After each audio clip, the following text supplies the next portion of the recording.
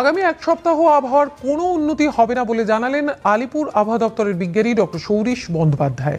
তিনি বলেন, কলকাতা সহ দক্ষিণবঙ্গের অন্যান্য জেলাগুলিতে তাপপ্রবাহের সম্ভাবনা থাকবে, আপাতত বৃষ্টির কোনো সম্ভাবনা নেই। দক্ষিণবঙ্গের তাপপ্রবাহের যে পরিস্থিতি চলছে, ইমিডিয়েট উন্নতির কিছু সম্ভাবনা নেই। আগামী এক সপ্তাহ তাপপ্রবাহ সিচুয়েশন এরকমই কন্টিনিউ করবে। তাপমাত্রা 22 থেকে 23 তারিখের মধ্যে আংশিক মেঘলা থাকার কারণে সামান্য হয়তো একটু কমবে, 1 থেকে 2 ডিগ্রি মতো। 24 তারিখ থেকে আবার 1-2 ডিগ্রি তাপমাত্রা আরও বাড়বে। ফলে তাপপ্রবাহ পুরো পিরিয়ডটা ধরেই দক্ষিণবঙ্গে কন্টিনিউ করবে।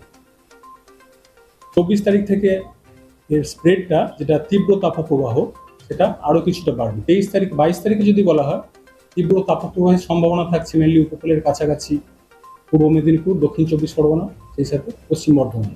এই জেলাগুলো দু এক জায়গায় তীব্র তাপপ্রবাহের সম্ভাবনা, অন্যান্য জেলাগুলো প্রধানত তাপপ্রবাহের সম্ভাবনা থাকছে। কলকাতার ক্ষেত্রে গরম, অস্বস্তিকর, আর্দ্র ওয়েদার থাকবে, কারণ তাপপ্রবাহের যে কন্ডিশন সরাসরি সেটা হয়তো স্যাটিসফাই করবে না। আজকে সর্বোচ্চ তাপমাত্রা এখনো পর্যন্ত যেটা রিপোর্ট হয়েছে, দুপুর 2:30 পর্যন্ত 39 ডিগ্রির কাছাকাছি রয়েছে, অর্থাৎ কালকের থেকে 1 ডিগ্রি মতো কম হয়েছে।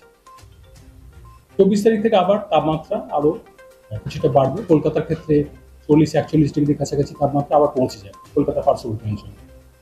উত্তরবঙ্গের ক্ষেত্রে মালদা, 2 দিনাজপুর, এই জেলাগুলো গরম, অস্বস্তিকর ওয়েদার থাকবে।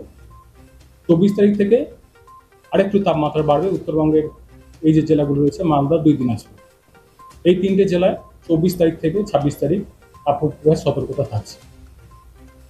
উত্তরবঙ্গের উত্তরের জেলাগুলো মেনলি দার্জিলিং, কালিম্পং, জলপাইগুড়ি, এই জেলাগুলো আগামী কয়েকদিন দু এক জায়গায় কিছুটা সম্ভাবনা থাকছে বৃষ্টি।